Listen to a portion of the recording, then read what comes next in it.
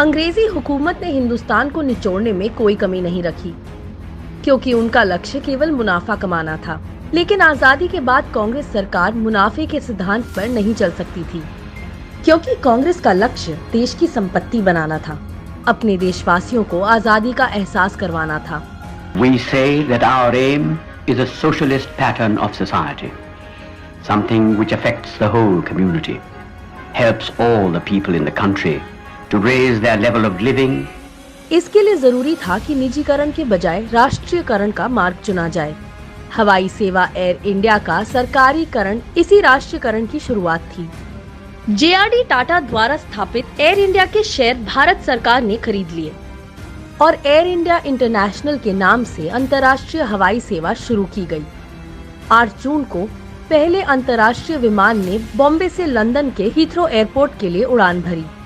इस सफलता से उत्साहित भारत सरकार ने 1948 से 1950 के बीच कई देशों के साथ अंतर्राष्ट्रीय हवाई सेवा शुरू की।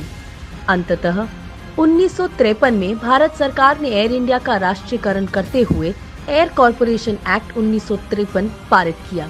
इस महाराजा ने मुश्किल वक्त में देश का साथ दिया और कई मिशन को अंजाम तक पहुंचाया और लोगों की जान बचाई। परंतु वर्तमान में निजीकरण की अंधी दौड़ में महाराजा खुद धराशायी हो गए।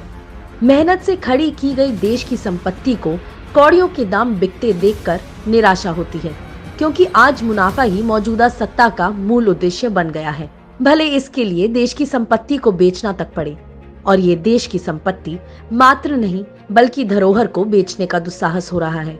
ये लोग आज अपनी विफलताओं के गड्ढे भरने के लिए देश की संपत्ति, देश की धरोहर को बेचकर अपना कारोबार चला रहे हैं।